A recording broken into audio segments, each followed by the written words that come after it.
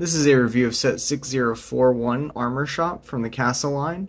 According to Bricklink, it is part of the Lion Knight sub-theme, although the early factions are a little bit muddled, so I'm not sure how accurate that is. It was released in the year 1986, and I couldn't find a retail price for this set specifically, although based on the context of similar size sets that were released in the same year, I estimate it costs about $11.50. However, this portion of the box right here has $8.49 written in the price box, which given the size of this set in relation to some of the other ones, it does seem a little bit cheap, so perhaps this is a discount price, or maybe it is the original price of $8.49.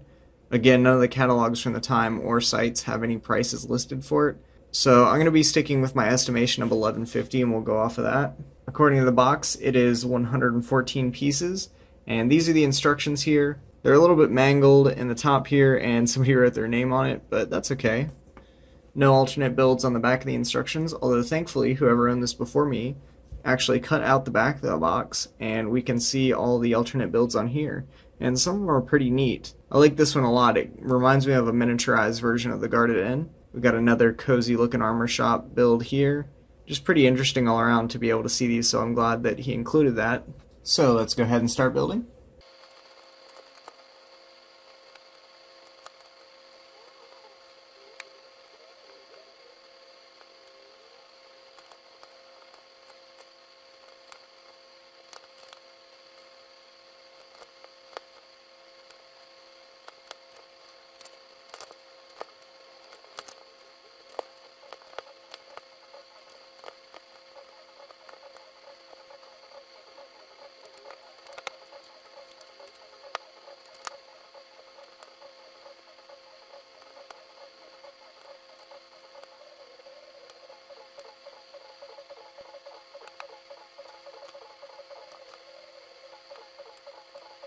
So here's the completed set. Let's take a look at our minifigures.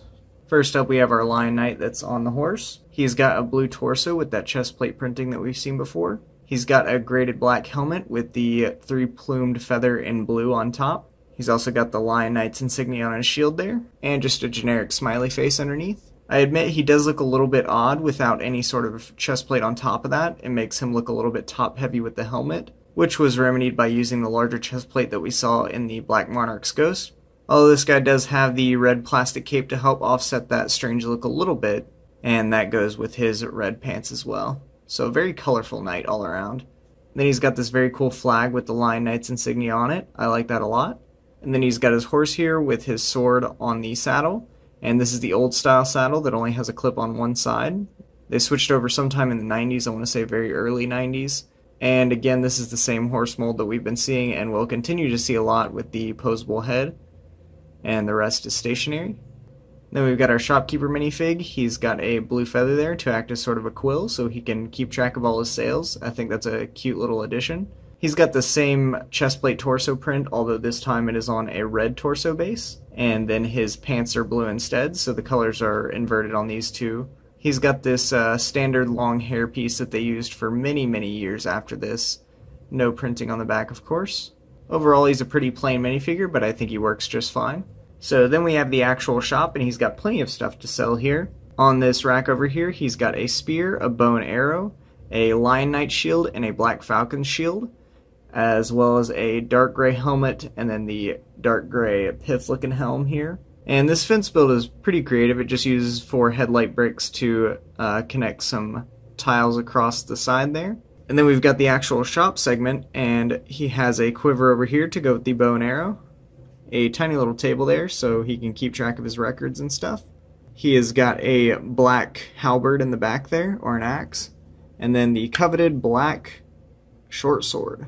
This piece only comes in this set in this color, and as such it's quite expensive. And I've got to admit, it does look really good in black, so I'm surprised they didn't use this in more sets. So the actual building here is actually a wall segment with some detailing on the inner side. So as you can see, we turn it around here, and it's got these 2 large wall panels that they used for a lot of the castle sets back in the 80s and early 90s.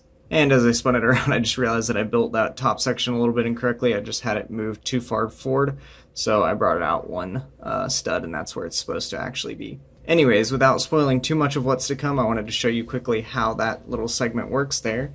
So you just bring in another castle segment that's got a connector pin right there, and you can just slot it right in. And then it works perfectly with the wall, and it looks flush. And you can have a whole castle wall to go around your town, although obviously you need quite a few sets to do that. But either way, these display really well because they have that little feature, so I like that a lot. Anyways, moving it back around to the front, the only other little bit we've got going on is this nice red sloped roof here to give it a little bit of character and a pop of color, and I like that a lot.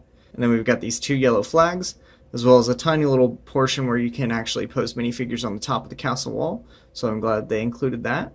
So that is the complete set, and basing it off of my speculated price of $11.50 original retail, this would inflate to $27.19, which seems about accurate considering how expensive other sets were at the time. Although I don't know that I feel that this is particularly $30 worth of material here. Gotta admit the figures are a little bit bland now, although obviously this is all they had at the time. However, retail price doesn't really matter too much because current used prices have it at a crazy $60.47. And I mean, I don't even need to tell you that this set is not worth that much money.